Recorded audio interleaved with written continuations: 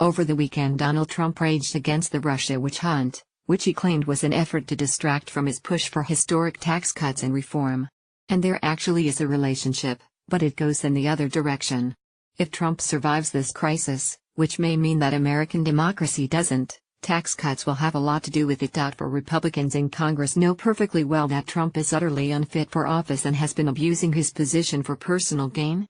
Many of them surely suspected, long before Monday's indictments, that members of his inner circle, and perhaps he himself, have colluded with a hostile foreign power. If they nonetheless circle the wagons around Trump, in particular, if they allow him to fire Robert Mueller, which now seems all too likely, there will be one main reason Trump offers their big opportunity to cut taxes for the very wealthy. Indeed, the Nonpartisan Tax Policy Center estimates that almost 80% of the Trump tax cut would go to people with incomes over $1 million. These people would get an average cut of around $230,000 a year. But here's what gets me: the wealthy donors for whom the GOP will apparently do anything, up to and including covering up for possible treason, will get no joy from their tax cuts. I don't mean that history will judge them harshly, although it will. I don't even mean that plutocrats as well as plebeians will eventually suffer if America becomes a lawless, authoritarian regime. I mean that a few $100,000 extra will do little if anything to make the already wealthy more satisfied with their lives. You might well ask, who cares?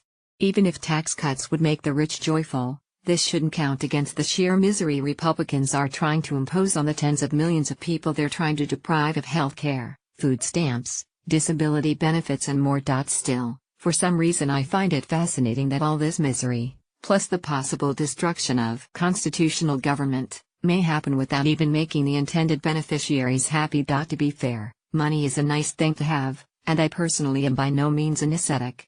In New York 2017, in particular, life is good if and only if you can afford a decent place to live, which doesn't come cheap. Furthermore, there's a lot of evidence, both within and between countries, showing that other things being equal, having more money does make people happier.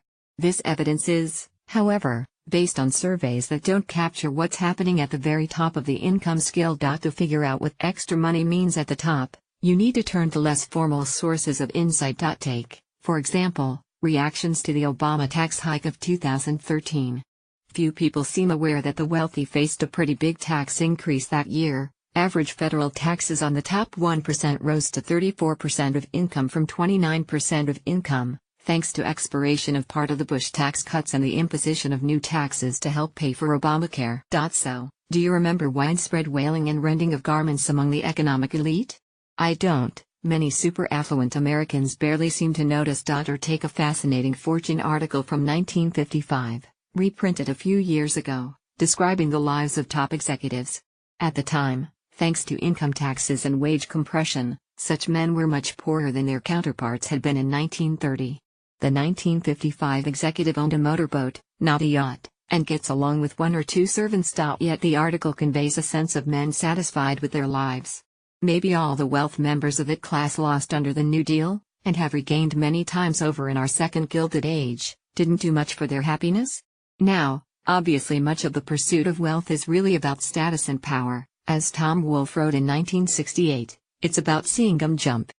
You can see this in Trump's personal taste in furnishings, which a Politico article perceptively described as dictator chic, designed not to be comfortable, but to impress and intimidate. But a tax cut that goes to almost all wealthy Americans doesn't even deliver the kind of status payoff many of the truly rich crave, since the guy in the mansion next door gets the same cut. Again, arguably none of this matters very much.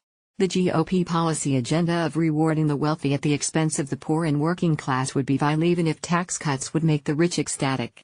The party's willingness to turn a blind eye to corruption with a hint of treason would be horrifying, whatever the motivation. Still, there seems to me to be an extra dimension of awfulness to the whole situation once you realize that all this betrayal serves no real purpose, not even a bad one. And maybe, just maybe, members of the GOP donor class will take this moment of national crisis to ask themselves what really matters. For what shall it profit a man, if he gain a $230,000 tax cut, and his former